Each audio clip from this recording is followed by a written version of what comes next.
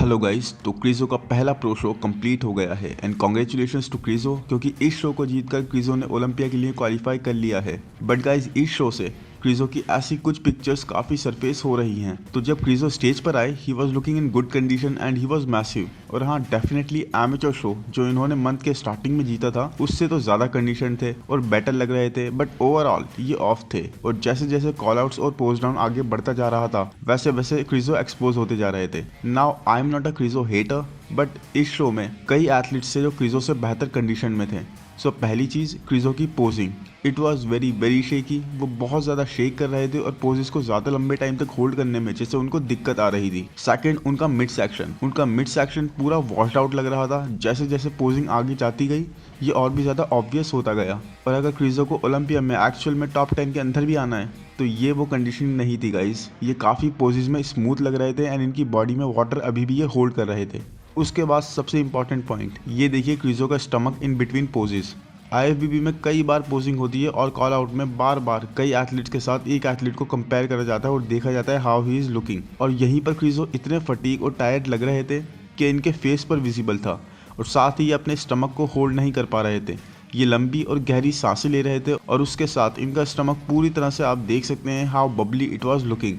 ये एक इस लेवल के एथलीट से, स्पेशली जो आईएफबीबी के कई सारे टॉप ओलंपियंस को कॉल आउट कर चुका है, उससे kind of was not expected. And lastly, क्योंकि क्रिजो की बॉडी वाटर होल्ड कर रही थी और साथ ही ये पूरी तरह से एग्जॉस्ट होते जा रहे थे प्री जजिंग और फाइनल्स दोनों के दौरान पोजिंग कर करके, तो इन्हें बहुत ज़्यादा स्वेट आना स्टार्ट हो गया था। और इस वजह से इनकी टैनिंग जो पहले ही काफ़ी क्रिटिसाइज हो रही थी, क्योंकि क्रिजो की टैनिंग उनके कॉम्प्लेक्शन के हिसाब से काफ़ी हल्की थी और वो स्वेटिंग की वजह से, पसीना आने की वजह से और भी ज़्यादा वॉश्ड अप होती जा रही थी। तो या तो उन्हें टैन की और ज़्यादा कोटिंग करवानी थी ताकि स्ट्रांग लगे, या फिर टैनिंग कुछ टाइम पहले करवानी थी ताकि वो उनकी बॉडी पर अच्छी तरह से सेटल हो सके। तो बेसिकली क्रिजो जब स्टेज पर आए तो he was looking good and condition, but as time went उनकी कंडीशनिंग वॉश्ड अप होती गई और ऑलमोस्ट सबको यहाँ पर आउट मसल कर रहे थे। और आई थिंक लाइनअप भी इतना स्टैक नहीं था, तो क्रिजो यहाँ जीत गए, that is good, nothing to take from him, because अपनी फिजिक की दूसरी चीजों को कवर करने के लिए ही had crazy round muscles with freakish muscle mass. साथ ही yes, he was improved from the last show, बस वहाँ पर इतना ज़्यादा कंपेरिजन और कॉल आउट नहीं हुआ था क्योंकि basically that was an amateur show,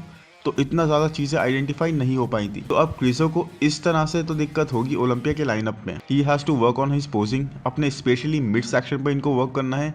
yes, back इनकी काफ़ी इम्प्रूव लग रही थी पहले के शो से, बस अगर ये प्रॉपर पीक पर आते तो he would have been amazing इस फ्रेम के साथ। बट एनीवेज, सेकंड प्लेस पर आई ये एथलीट जिनका नाम है Jan Turek, and man he was looking way condition. बहुत ज़्यादा फाइब्रस फिजिक थी इनकी, ऑन पॉइंट, बट देखिए how big the size differences इनके और क्रिजो के बीच में।